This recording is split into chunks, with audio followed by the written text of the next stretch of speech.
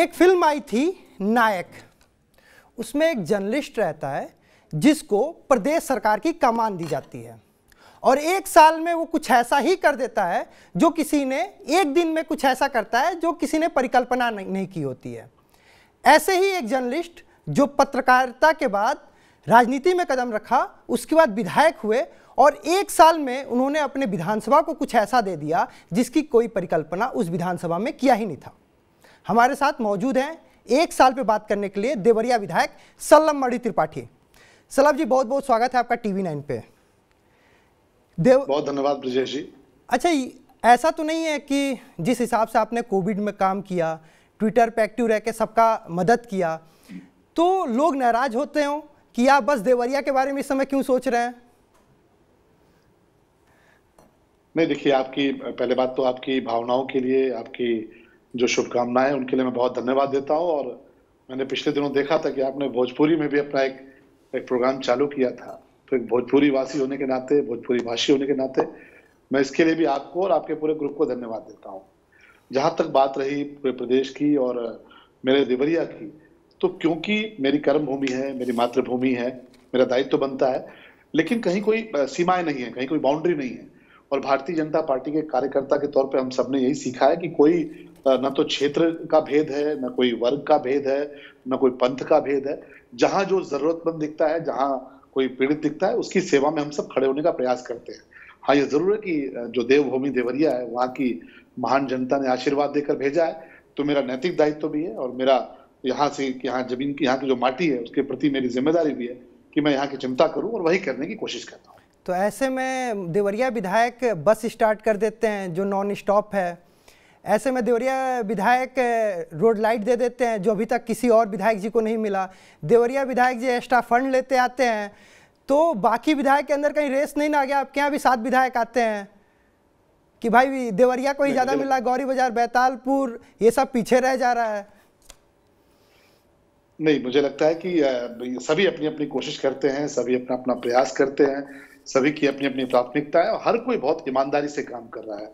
जहां तक आपने जिन चीजों का जिक्र किया कि ये बहुत समय से इस बात की जरूरत महसूस की जा रही थी। देवरिया देखिए बहुत विद्वानों की नगरी रही है, बाबा देवराव बाबा की पावन भूमि है और मुझे लगता है कि बहुत समय से देवरिया नगर पालिका है, उसको लेकर ये प्रयास हो रहा था कि इसका विस्तार होना चाहिए, क्योंकि शहर बढ़ता चला गया लेकिन गांव शहर में परिवर्तित होते चले गए, पर कागजों पर परिवर्तन नहीं हो पाया। कागजों में वो गांव ही थे, क्योंकि नगर पालिका का विस्तार पिछले 4 दशक से अटका हुआ था। माननीय मुख्यमंत्री जी का आशीर्वाद हुआ, माननीय नगर विकास मंत्री जी की कृपा हुई और ये जो काम 4 दशक से अटका हुआ था वो देवरिया के भीतर हुआ, नगर पालिका का विस्तार हुआ। यहाँ से लखनऊ की बस के लिए लगातार लोग कहते थे कि नॉन स्टॉप बस एक होनी चाहिए, राजधानी एक्सप्रेस सेवा होनी चाहिए और आप सबकी शुभकामनाओं से, देवरिया की जनता के आशीर्वाद से एक नहीं बल्कि 2 नॉन स्टॉप बस शुरू हुई और अगला प्रयास ये कि दिल्ली जहां आप बैठे हुए हैं वहां के लिए भी देवरिया से नॉन स्टॉप एक बस चलाई जाए, एक्सप्रेस सेवा चलाई जाए। स्ट्रीट लाइट, आप जानते हैं कि आप दिल्ली में हैं, लखनऊ में भी हम सबने काम किया है, हमेशा ये सपना होता था कि हमारा देवरिया भी जगमगाए, हमारे यहाँ भी स्ट्रीट लाइट हो, हमारे यहाँ भी सड़कों पर जो डिवाइडर पे लाइट्स होती है, खूबसूरत लाइट, वो लाइट्स हो। और मैं धन्यवाद देना चाहूंगा मुख्यमंत्री जी को, धन्यवाद देना चाहूंगा नगर विकास मंत्री को कि उनकी कृपा से स्ट्रीट लाइट्स भी लगनी शुरू हुई और देवरिया का कोई भी हिस्सा अब बिना स्ट्रीट लाइट्स के नहीं छूटेगा, सब जगह लाइट पहुंचेगी। बहुत सारे काम ये हुए हैं और लगातार कोशिश है। 365 दिन का वक्त मिला है शुरुआती तौर पे, अभी आने वाला 4 साल बाकी है, बहुत सारे काम कर रहे हैं। ठीक है, थोड़ा ये तो हो गया देवरिया की बात। 1 साल प्रदेश सरकार के भी पूरे होने वाले हैं, ऐसे में लॉ एंड ऑर्डर पे आप क्या सोचते हैं? बुरा हाल या रहा बेमिसाल?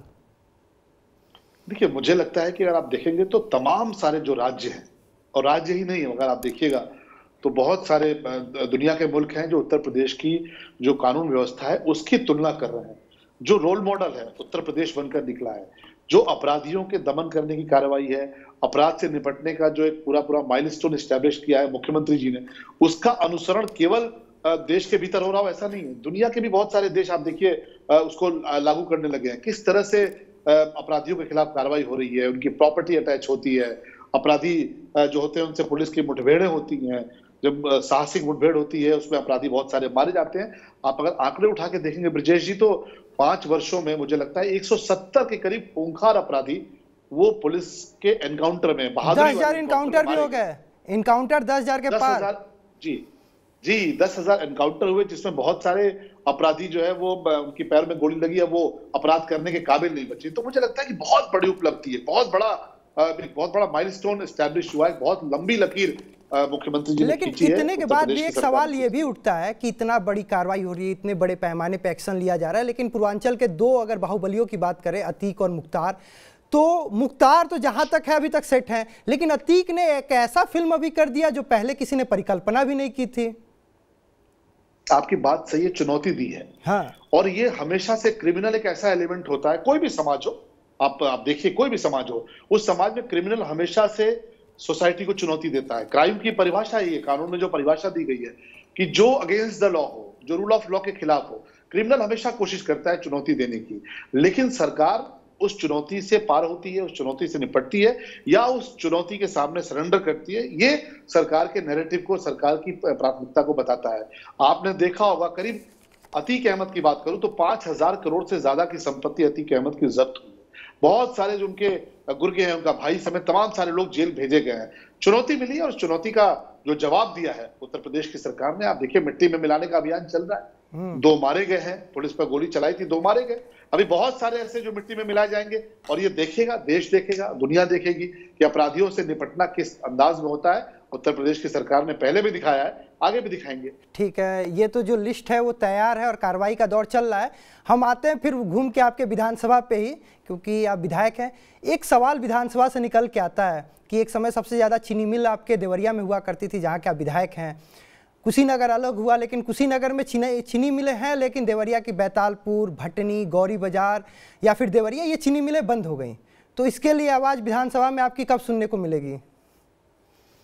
मुझे लगता है कि आप शायद व्यस्तता में देख नहीं पाए होंगे। अभी विधानसभा का जो हमारा बजट सत्र गया है उसमें बहुत पुरजोर तरीके से चीनी मिल की मांग मैंने उठाई है, भाषणों में भी उठाई है।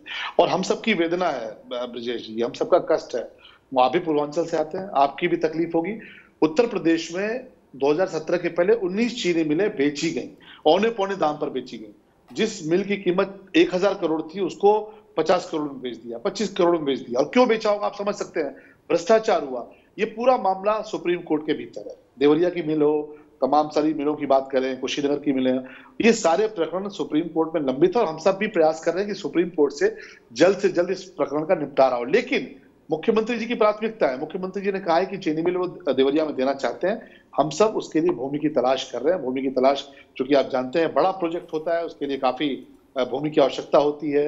ये भी देखना होता है कि कोई ऐसी भूमि ना हो जहां पर कभी बाढ़ आ सकती हो या कभी बाढ़ आई हो।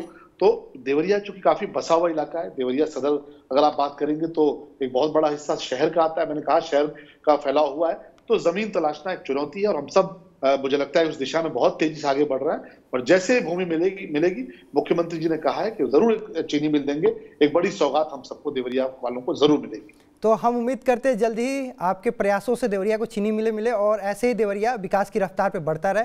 बहुत बहुत धन्यवाद हमसे बात करने के लिए। तो जो ये हमारा सिलसिला है, 1 साल योगी सरकार ने कितना काम किया उस पर पूरा रिपोर्ट तैयार करने के लिए, तो अलग अलग लोगों से हम बात करते रहेंगे और ये जानने की कोशिश करेंगे कि 1 साल कितना पास कितना फेल, बेमिसाल या अभी भी कुछ सवाल। उत्तर प्रदेश और उत्तराखंड की खबरों के लिए देखते रहिए TV9 उत्तर प्रदेश उत्तराखंड। नमस्कार।